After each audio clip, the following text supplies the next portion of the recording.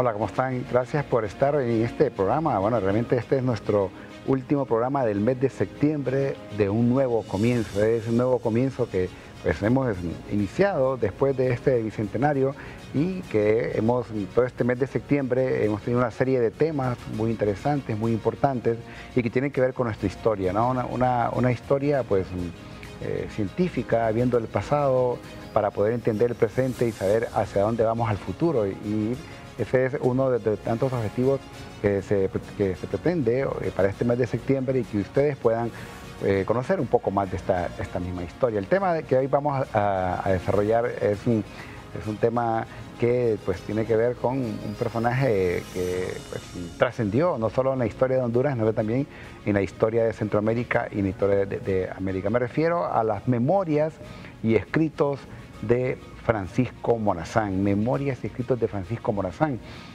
Morazán es un personaje que es como aparentemente muy conocido, pero hay muchas cosas que nos falta conocer más de la vida de Morazán.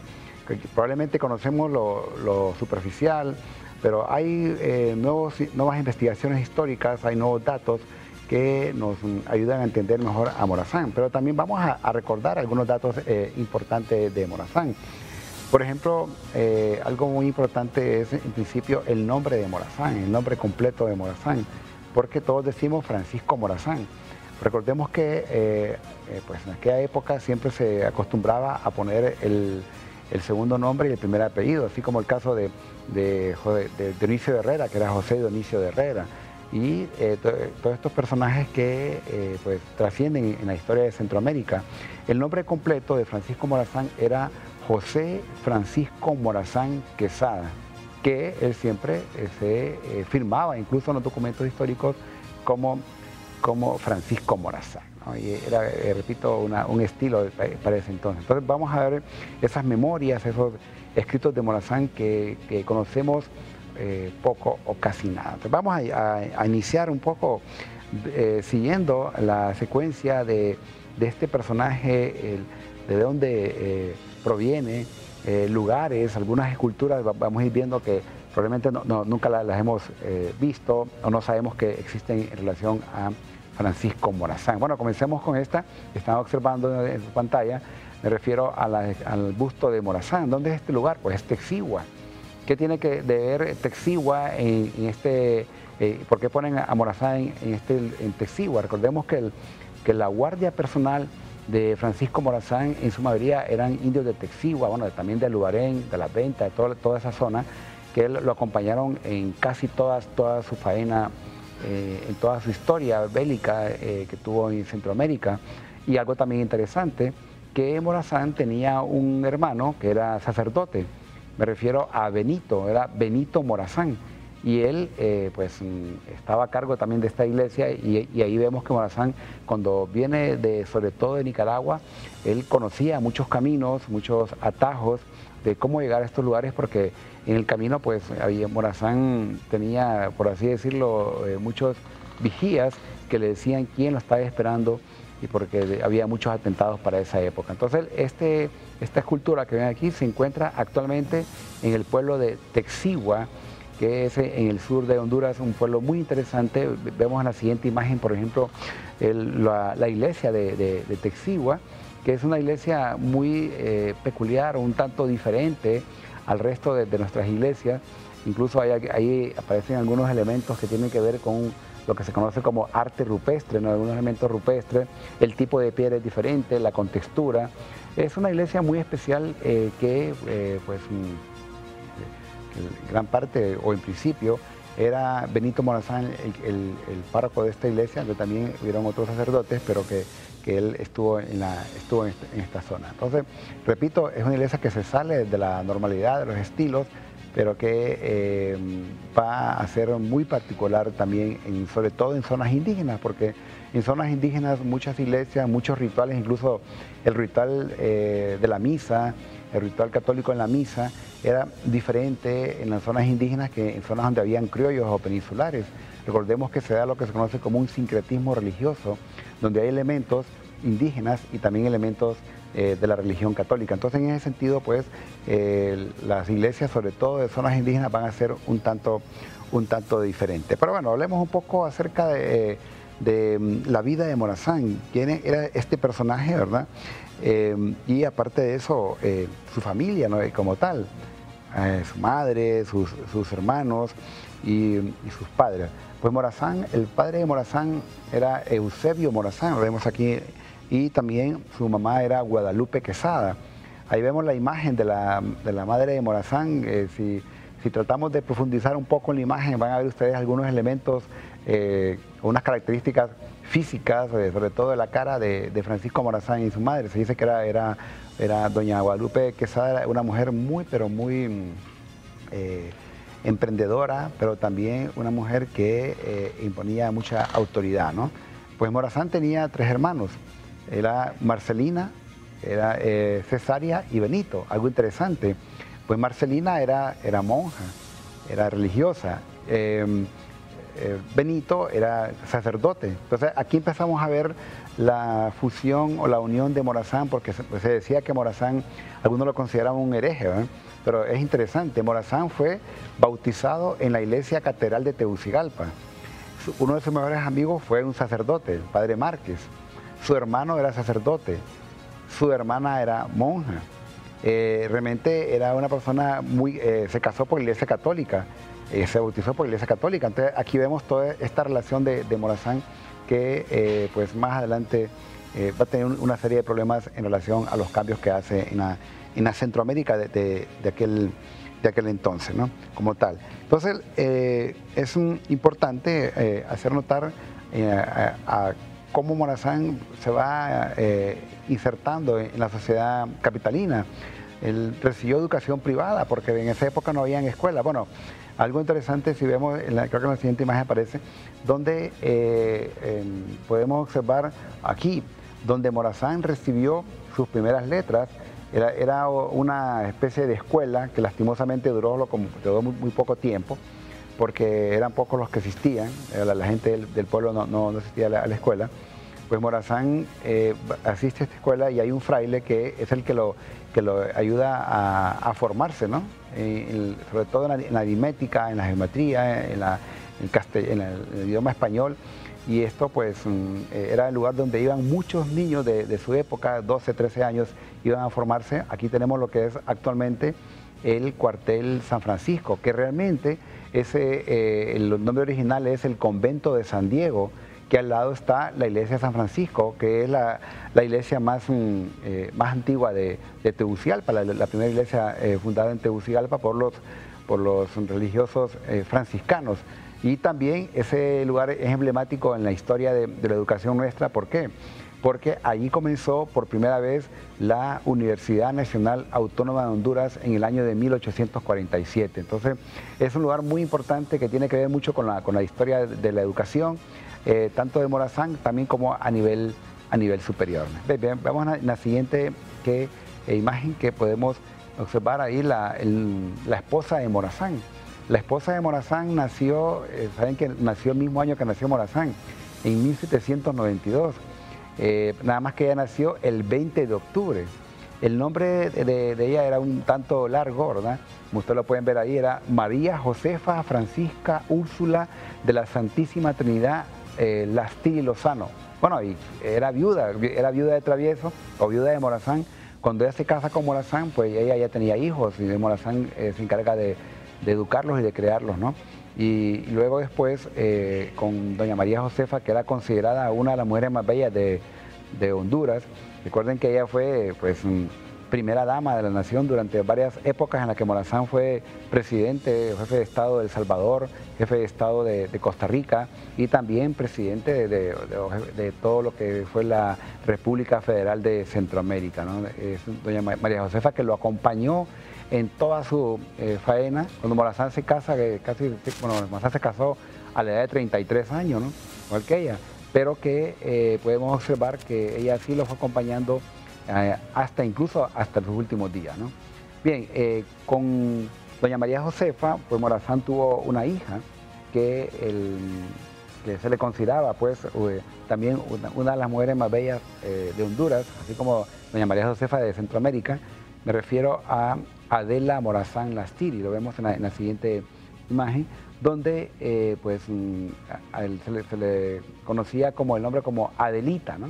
La vemos en la pantalla en su lado izquierdo, Adelita Morazán, muy querida, pero también ahí tenemos a otros hijos de Morazán. El que vemos en la parte inferior derecha era Francisco Morazán Moncada. Este fue el que lo acompañó Morazán en diferentes faenas también. Cabe destacar que cuando Morazán estaba por morir en la prisión, Morazán le dice a Francisco Morazán Moncada, el que vemos en la parte inferior derecha, le dice que comience a hacer el testamento. Resulta que cuando él lo comienza a hacer, no logra terminarlo y porque está llorando, claro, y iban a fusilar a Morazán.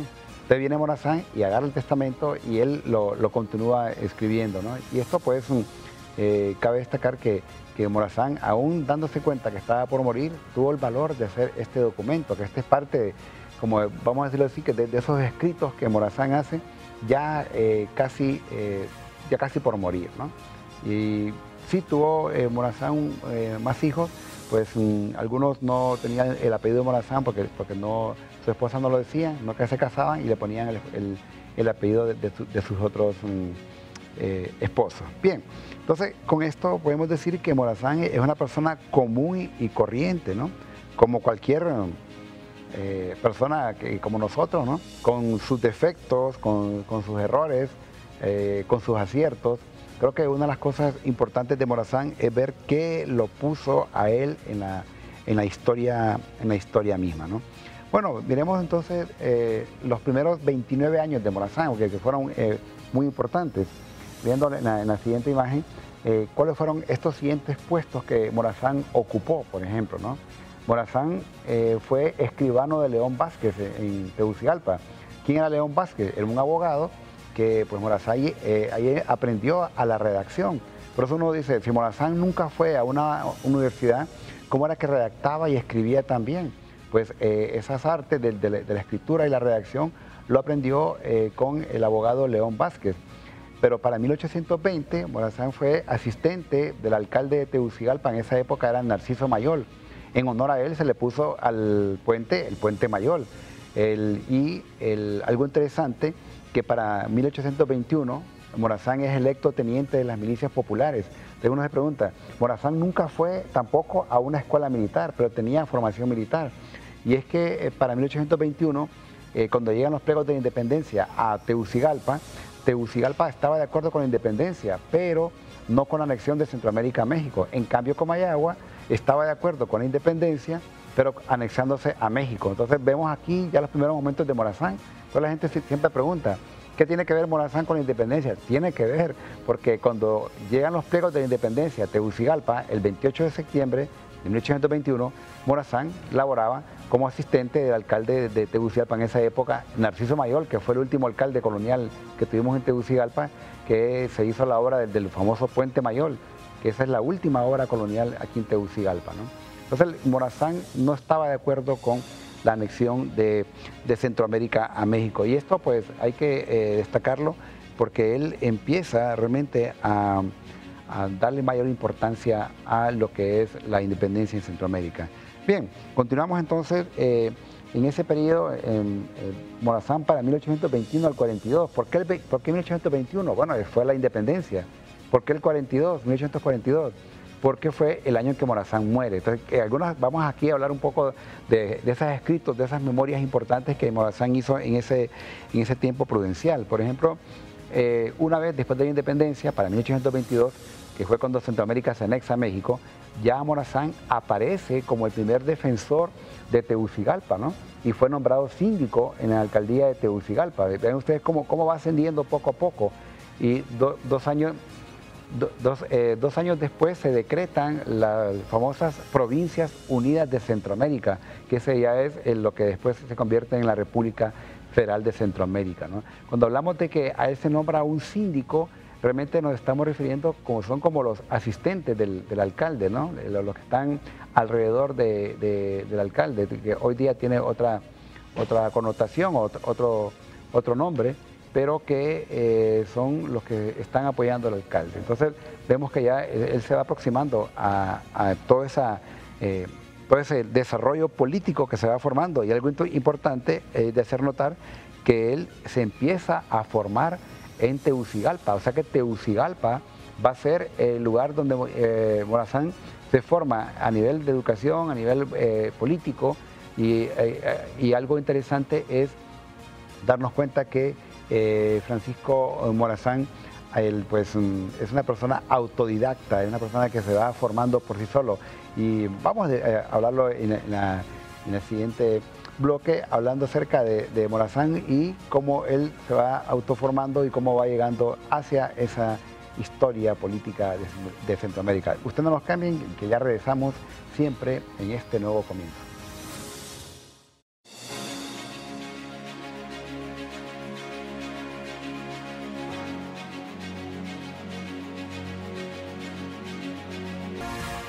Un nuevo comienzo, y hoy día estamos hablando acerca de esas memorias, esos escritos de Morazán y siguiendo un poco los pasos de Morazán, viendo todo el contexto que encierra a Morazán. Como lo dijimos al principio, Morazán no aparece de noche a la mañana, realmente Morazán se va formando, se va gestando en lo que pues, se conoce hoy día por la Tegucigalpa, ¿no? Esa Tegucigalpa que lo vio formar, esa Tegucigalpa que lo vio desde pequeño hasta pues, prácticamente sus inicios como un verdadero estadista, ¿no? Bueno, en el centro de Tegucigalpa, en el centro histórico de Tegucigalpa, tenemos la Casa Morazán, que actualmente es un museo, ¿no? Y que pues ahí estaba, tenemos ahí lo que es su casa, que aparte uno le llaman la casa del pueblo, también se le conoce porque es una casa en la cual uno puede llegar y podemos encontrar todos los elementos de la vida de Morazán, algunas vestimentas, algunos cuadros.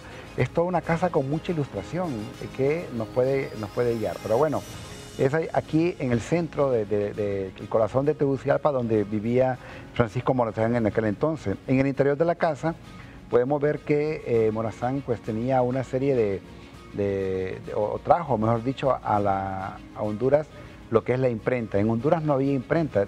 Realmente uno de los primeros países donde aparece la imprenta en Honduras es en Guatemala, ¿no? Es en Guatemala donde se dan estas primeras imprentas. Obviamente en el Virreinato, en México, también lo encontramos en Perú, pero en Guatemala, por ser la sede de la Capitanía General, es donde aparece la primera imprenta en Centroamérica. Pero es Morazán quien trae esta imprenta, y vemos en la imagen de estas, es una contrata, ¿no? Y empiezan a emitir una serie de documentos, sobre todo que tienen que ver con educación. Es que Morazán le apostó a la educación, para él era muy importante el tema de la educación, y es por eso que incluso en la educación promueve lo que es los monitores, o sea, las personas que saben leer y escribir, que le enseñan al que no sabe. Entonces podemos ver aquí las diferentes imágenes donde están parte de esta imprenta, que también pues otra parte la encontramos en el Museo de Historia de Comayagua, que esto era todo cortadoras, otras que pues emitían el papel, otros que lo hacían rodar. Realmente era todo un complejo de una imprenta completa que trajo Morazán a Honduras. Y por eso vemos que esta se encuentra en la Casa Morazán, donde vivía Francisco Morazán. Es importante hacer notar que mediante la imprenta se empieza a ver más desarrollo a nivel académico, a nivel cultural, a nivel, pues, para el aumento del acervo cultural de muchas personas para ese entonces. El hecho ya de que los documentos ya no son hechos a mano, sino hechos con imprenta, se empiezan a expandir al resto de la población. Bueno, como hablamos de manuscritos y escritos de Morazán, vamos a comenzar con esta copia del testamento manuscrito de Morazán. Cuando decimos manuscrito, obviamente son hechos de su puño y letra, y ahí donde les comentaba que se habla de que Morazán pues nunca fue a una universidad, sí recibió educación primaria, pero como un autodidacta, ¿no? Su formación fue autodidacta. Él leía en la biblioteca de Dionisio Herrera. Dionisio Herrera era tío político de Morazán. Entonces, el Morazán leía, incluso hay datos que él leía en inglés, obviamente en italiano, porque era de origen italiano, Morazán, y el apellido verdadero de Morazán. y pues obviamente en español, y se fue formando y fue conociendo a los diferentes ilustres de la época y diferentes académicos de la época. Tenemos aquí la copia del manuscrito del testamento de Francisco Morazán. A veces, y la anterior, si hacemos la anterior, donde aparece la copia del testamento de Morazán, aquí hacemos un pequeño acercamiento al documento. Vamos a hacer notar que él lo hizo de su puño y letra. Estos eran horas antes de morir, ¿no? Fue esta lo que él continuó, porque quien lo comenzó a hacer fue su hijo, Francisco Morazán Moncada. Pero este se dice que lloraba y no pudo continuar, entonces Morazán continuó haciendo este documento. Es un documento muy importante en el cual Morazán pues habla acerca de sus deudas, de lo que él tiene que pagar, lo que él deja, previo o antes de morir. Como ustedes se den cuenta que no le dio tiempo de hacer un documento. Cuando uno hace un documento, lo hace como un abogado, uno lo piensa, lo planifica, pero aquí fue realmente la muerte de Morazán fue, para Morazán fue toda una sorpresa porque él no lo esperaba realmente, ¿no? Que lo fueran a apresar y que después lo fueran a fusilar. Entonces lo hace de esta manera, por eso el testamento de Francisco Morazán, donde él habla acerca de todo esto, ¿no? Bien, en la siguiente tenemos un documento que habla acerca de la ciudadanía de los que venían con Morazán, de los apellidos Morazán, que venían de Italia, eran de Roma, realmente eran italianos, y aquí aparece en este documento que se encuentra actualmente en el Archivo Nacional de Honduras. Estos documentos fueron compartidos por otro colega historiador, Pedro Kiel, que ha estado investigando también en el Archivo Nacional de Honduras y que nos compartió en su Facebook este tipo de documentos para ilustrar a la gente en relación a los mismos. Bueno, vamos en el siguiente. Este otro documento que vemos es interesante porque aquí, con la disolución de la Federación, dice, cambia rápidamente la manera en que se caracteriza a aquellos defensores de la Unión. Este documento es de 1840. Aquí se dan cuenta de la derrota de Francisco Ferrera ante las tropas de Morazán en un lugar en El Salvador que se llama San Pedro de Perulopán. Aquí se describe a Ferrera como el usurpador de los derechos del pueblo centroamericano, que Francisco Ferrera después se convirtió en el primer presidente de Honduras independiente. Había luchado con Morazán y después lucha en contra de Morazán. Pero aquí en San Pedro de Perulopán, en El Salvador, Morazán lo vence. Y esto le trajo muchos problemas a Francisco Ferrera. Entonces vemos este documento donde se habla acerca de este oficio, la derrota de Francisco Ferrera, aquí totalmente documentada mediante una fuente histórica. En el siguiente documento es muy importante porque acá en este manuscrito, que es un manuscrito de Morazán, lo que nos toca pues, a nosotros los historiadores es un poco de paleografar o descifrar estas letras que son muy preciosas, pero es un español antiguo, recordemos, donde dice, aquí Morazán, este documento Morazán lo hizo en 1834, imagínense. Morazán fue presidente de Centroamérica de 1830 al 38. Aquí en el 34 fue el segundo gobierno, en pleno República Federal. Dice, soy hondureño y como tal, amigo de los intereses de aquel estado, pero también soy centroamericano y no olvido los deberes que me impone este honroso título. ¿A qué se refiere esto? Que aquí pues prácticamente le tenían bajo prisión a su esposa y a su hija, y él le dijeron que él decía que él no iba a negociar en relación a eso, que él, su puesto o su honroso título era de presidente de la Federación Centroamericana. Por lo tanto, no importaba por quién iba a pasar, pero él lo hacía por la patria. O sea, aquí miramos un poco la tendencia de Francisco Morazán, su nivel de radicalidad en su función, ¿no? de morir incluso hasta por la causa. Bien, tenemos otro acá, en el siguiente. Esta es una portada de un pasaporte que servía para transitar dentro del estado de Honduras. Esta portada del pasaporte es de 1832, es decir, es 2 años después de que Morazán asume el poder como jefe de Estado o como presidente de Centroamérica. Si lo hacemos un pequeño acercamiento, vamos a ver algunos elementos que aparecen del escudo, ¿no? Cómo era el escudo para este año de 1832, donde pues nos revela un poco acá acerca, donde dice, en el lado del escudo dice, Estado de Honduras, Estado de Honduras de la Federación del Centro. O sea que aquí se está refiriendo, obviamente, que Honduras es parte de la federación. Entonces ese era el escudo que prevalecía cuando la gente utilizaba pasaportes para aquel entonces, ¿no? Es interesante porque si lo vemos acá, esto pertenece al Ministerio del Gobierno del Estado de Honduras. Según lo que comentaba acá, es el Departamento de Gobernación quien emitía estos pasaportes, ¿no? Eran los utilizados. Y vemos ahí en el escudo, en la imagen, los elementos que todavía hoy se mantienen acerca de lo que son en el lado izquierdo las famosas minas, que son las minas se dice las minas de Guazucarán, las herramientas de trabajo, el escudo que muestra ahí los pinos, los robles, y en la parte central donde aparece en el triángulo equilátero, donde aparecen las dos torres y el volcán que simboliza Honduras, y arriba una especie de un gorro, se llama el gorro frigio, que significa libertad, ¿no? Son el escudo que se utilizaba para 1832, ¿no? Entonces Morazán, ¿verdad? O los que eran de esta parte, pues utilizaban esta portada en su pasaporte como hondureño. Eso los identificaba como hondureño, ¿no? Como tal. Bien, en este otro documento que tenemos acá, es una notificación que se hace en Ocotepeque. A veces Morazán tenía muchos enemigos, aún cuando él vivía y cuando él estaba muerto, ¿no? Enemigos que no se sabía exactamente cuáles eran las razones, pero únicamente eran enemigos de Morazán. Este documento es interesante porque acá en este documento, que es de 1842, dato importante, fue el año en que murió Morazán, solo que este documento es del 21 de octubre de 1842.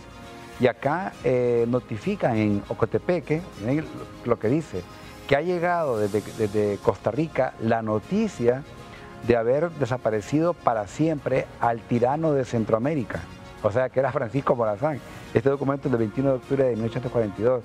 Este empieza a expandirse por toda Centroamérica visto como un tirano. Antes era visto como un benemérito de la patria, como un libertador, y en este documento del 1842, que ya es casi como 15 días después del fusilamiento de Morazán, empieza a circular este documento en Honduras y lo tildan de tirano de Centroamérica, ¿no? Y vean cómo van cambiando las orientaciones. Bien, en el siguiente recordemos que Morazán fue el líder de un ejército que se llamaba el Ejército Aliado Protector de la Ley, que él reunía hombres y mujeres también, que va creando un ejército para liberar a don Dionisio Herrera, que está preso en Guatemala, porque resulta que don Dionisio Herrera no estaba de acuerdo con algunas normativas o reglas de Manuel José Arce, que en ese entonces era presidente de Centroamérica, que le quitó el poder a Valle en forma fraudulenta, ¿no? La primera elección de Centroamérica, el primer fraude electoral. Pero aquí podemos ver cómo en este documento, que es un documento del Ejército Aliado Protector de la Ley, ¿verdad?, donde aparece acá, si lo acercamos un poquito, dice Cuartel General en Guatemala, y la fecha, 21 de abril de 1829. Entonces, sí, realmente, probablemente ustedes tendrán sus dudas en relación a la escritura, porque este es un español antiguo, y que cabe destacar que hay algunas letras que hoy día pues ya se omiten.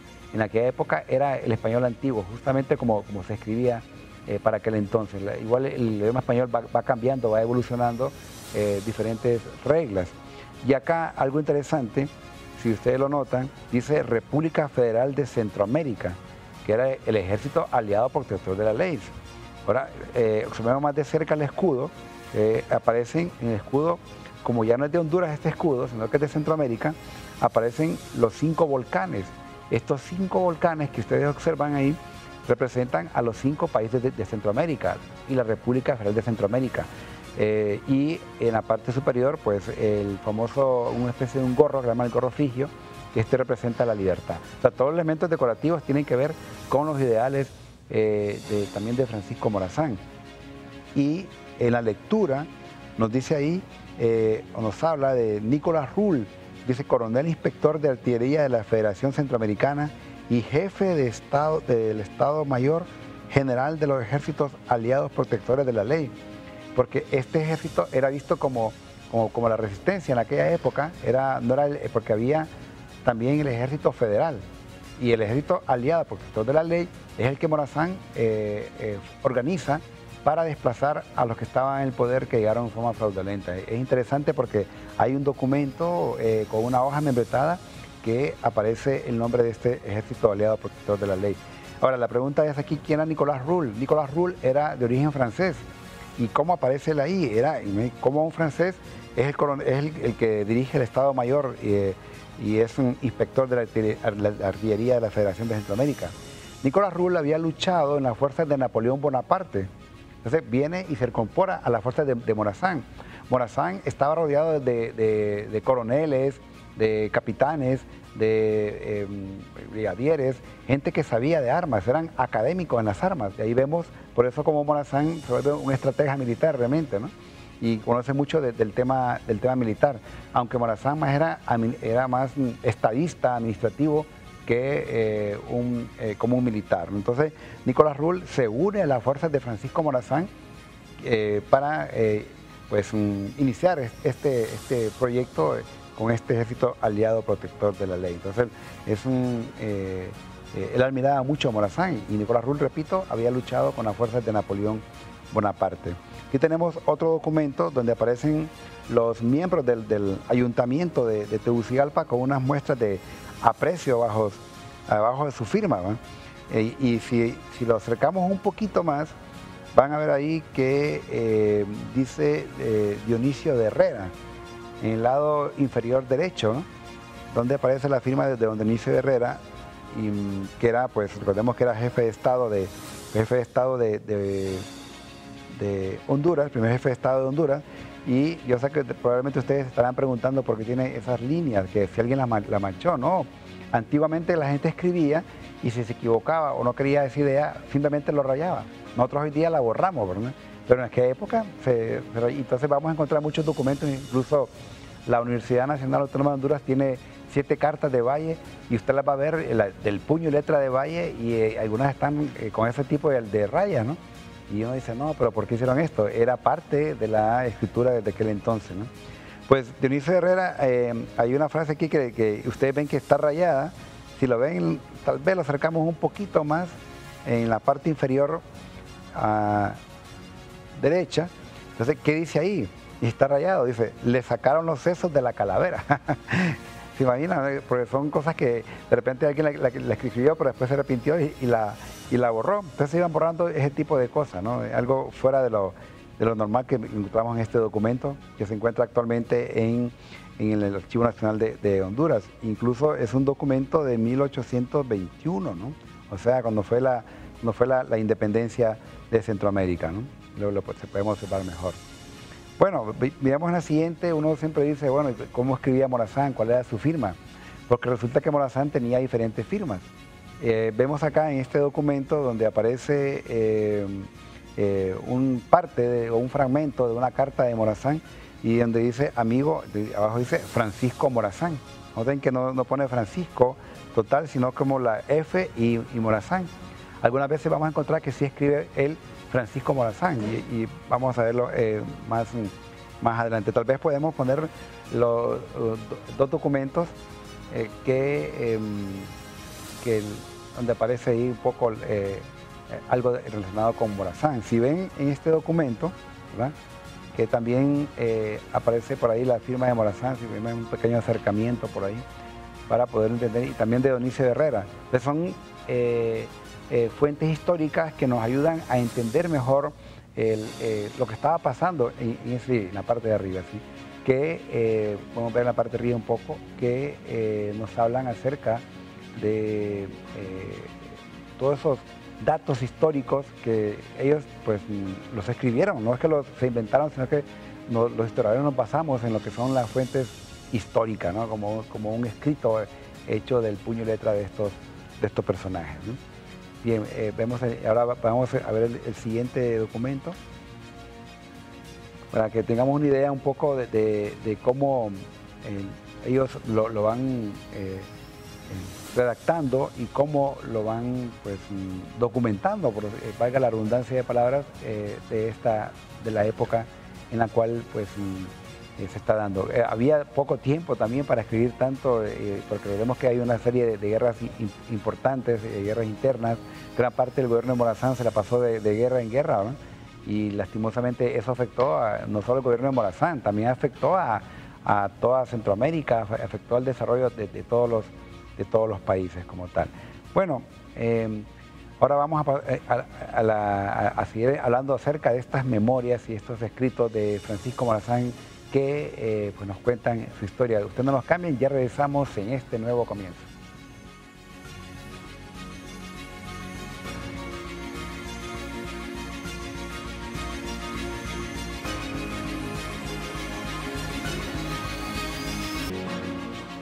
Un nuevo comienzo, realmente este nuevo comienzo después de este bicentenario, conociendo la historia de estos próceres, de estos héroes, de toda nuestra historia, nos hace más hondureños, ¿no? La historia es una fuente de identidad nacional, nadie ama lo que no conoce y por eso este es uno de los objetivos de un nuevo comienzo, conocer nuestra historia, identificarnos y ser parte de nuestra historia. Y yo comentaba al principio de que muchos decían, ¿dónde es que aparece Morazán en la independencia? Porque sí, es cierto, José Cecilio del Valle, Dionisio de Herrera, todos estos grandes personajes emblemáticos que mencionamos sobre todo en este mes de septiembre son parte de la independencia, pero Morazán también es parte de la independencia y lo hemos comentado que él recibe los documentos de independencia a Tegucigalpa, cuando llegan acá un 28 de septiembre de 1821. Y vemos a continuación cuando llegan estos documentos de independencia. Cabe destacar que cuando llegaba el documento de independencia, como el que vemos ahí, este es el documento original de independencia, o perdón dicho, de aceptación de la independencia que reciben en la Alcaldía Mayor de Tegucigalpa, porque venía el documento. Una vez que llegaba el documento a los lugares, se leía, se reunían las autoridades del lugar, luego después se leía el contenido. Después la gente aceptaba o no aceptaba, decía, y finalmente se hacía un juramento que en aquella época se llamaba la jura de la independencia. Y una vez que se juraba esa independencia, ¿qué pasaba después? Se firmaba en la cual se aceptaba, es decir, que era de voz, ¿verdad?, en forma verbal y también en forma legal firmando. O sea, no era como que llegó el documento y celebremos la independencia y esperemos y tiremos cohetes y qué alegría, nada de eso. Primero era un documento de tipo legal, con todo ese proceso legal, y luego después se leía el acta de parte de la alcaldía, se leía el acta a todo el pueblo, se le invitaba al pueblo a la plaza central, que antes se llamaban plaza de armas, realmente, ¿no? Después eran plazas en honor a los próceres, pero también se le conocía como plazas mayores, y hoy día se reconoce como parques, ahí evolucionando el término de plazas. Pero bueno, miramos el documento en el cual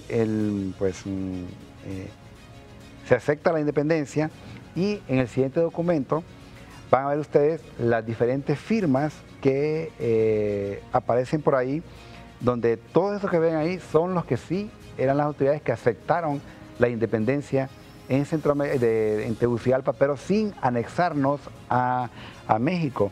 Si vemos por ahí aparecen unos puntos rojos en el lado derecho, donde unas firmas importantes en la parte inferior derecha, donde aparece ahí la firma de Francisco Morazán.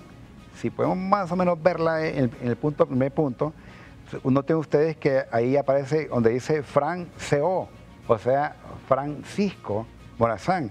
Es probable que esa sea la firma legal de Morazán y la hace de esa forma, ¿no? Diferente a como la hacen en otros lados. Y abajo, en el otro punto rojo, pero está con el punto rojo, que aquí incluso lo marcó el colega Pedro Kiel, dice Eusebio Morazán. Entonces, Eusebio Morazán, ¿quién era? El papá de Morazán. Entonces vemos ahí que la familia Morazán sí tenía que ver con la independencia, sí aceptaban la independencia, pero sin anexarse a México. Entonces, como se dice comúnmente en un documento legal, los abajo firmantes aceptamos la independencia, eso quiere decir. Y después se reunían a la gente en la plaza para leer la aceptación de esta independencia. Entonces es así como vemos en estos documentos, en estos escritos cómo va apareciendo Morazán. Otro documento importante, creo que es obligatorio la lectura de todo hondureño, de todo centroamericano, es el que viene a continuación, que es el Manifiesto de David. Este Manifiesto de David, Morazán lo hace en David, Panamá, que antes Panamá pertenecía a Colombia, era parte de Colombia, después se separan, ¿no? Entonces en David, Panamá estaba su esposa. Resulta que Morazán se va al autoexilio. El autoexilio no fue que lo sacaron de Centroamérica, fue al autoexilio. Se va para Colombia, va para Chiriquí, y después de eso, incluso en Perú le ofrecen un puesto de ministro de guerra. Él no acepta, era amigo del presidente de Perú, y después se va para David, Panamá. Estamos hablando más o menos de 1841. Casi un año después, no, un año después lo fusilan en Costa Rica. Y en David, Panamá, hace el famoso Manifiesto de David, que es un manifiesto en el cual él como que se desahoga, digámoslo así, en lo que tiene que ver con todo lo que le pasó en Centroamérica. Por eso estas memorias permanecieron inéditas. Incluso algo interesante, si él se desahoga, él cuenta todo. Si queremos conocer lo que pensaba Morazán, lo que pasó Morazán, que era a veces muy escueto para escribir, ahí está, el pensamiento de Morazán está en el Manifiesto de David. Por eso es importante que lo leamos alguna vez, ahí lo podemos encontrar en internet. Pero miren, un dato muy interesante que probablemente pocos conocen. Estas memorias permanecieron inéditas hasta el año de 1855. Si él la hizo en 1841, ¿no? Incluso estas mismas que fueron publicadas en las páginas de un periódico que se llamaba El Vicentino, El Rol, en Francia. Y como dice el historiador hondureño Juan Valladares Rodríguez, en el año de 1870, unos centroamericanos las mandaron a reimprimir a la imprenta de Rouge, Hermanos y Company, situada en la Rue du Four Saint-Germain, 43. ¿Esto dónde es? En París. O sea, se publicó el Manifiesto de David de Francisco Morazán en París en el año de 1870, y aquí los centroamericanos no lo conocíamos. Increíble, ¿no? Ya que el documento era prácticamente desconocido 30 años después de ser escrito y 28 años con posteridad a la muerte del prócer frente al pelotón del fusilamiento. Es decir, que fue publicado por primera vez realmente en Francia. Interesante el Manifiesto de David, que incluso hay una parte que Morazán escribe lo que a él le pasó en América del Sur. Lastimosamente, está ahorita en investigación, no tenemos el dato, las cosas que se decían. Creemos que o lo ocultaron o lo destruyeron, no lo sabemos. Esa es una tarea pendiente que tenemos los investigadores históricos en conocer qué actividades hizo importante Francisco Morazán en América del Sur. Miren qué interesante estas memorias y estos escritos de Francisco Morazán. Algunos, vamos a decirlo así, instrumentos que utilizó Morazán, que se encuentran actualmente en el Museo Numismático, el Museo de la Moneda, en el Banco Central de Honduras. Aquí vemos el sable ceremonial de Morazán. Este sable fue el que utilizó cuando fue presidente de Costa Rica, ¿no? Se le dieron este sable. Por eso van a ver ustedes, en la siguiente imagen van a ver un poco el escudo, donde aparecen las 5 estrellas. Es un sable, incluso es forrado con marfil, el mango es de marfil, de plata, con fusiones de oro y con algunas perlas, y realmente era típico sable de un presidente de la altura de Morazán, que se lo dieron en Costa Rica. Así que ustedes lo pueden ir a ver al Museo Numismático del Banco Central. Vemos también algunas pistolas que se utilizaron en aquella época de Morazán también, ¿verdad? Y de algunas espadas que pueden ustedes observar ahí en cada una de estas imágenes. Al igual este reloj que ven ustedes aquí pertenecía a Morazán, estaba en la mesa de Morazán, un reloj que es una esfera de cristal de roca que cuelga de una correa de cuero de un arco en forma de estribo hecho plata. Este reloj era un objeto de la familia Villada Bermúdez, el presidente de la República Callejas, en el 92, en el marco de la celebración del bicentenario del nacimiento de Morazán, lo donan a lo que es actualmente al Banco Central de Honduras. Es un reloj que pertenecía a Francisco Morazán, de esas cosas que no nos damos cuenta, ¿no? Esta moneda que ven acá es una moneda de un real, es una moneda de 1832, probablemente anduvo en el bolsillo de Francisco Morazán, de Dionisio Herrera, de todos estos personajes, ¿no? Era de plata, ¿no?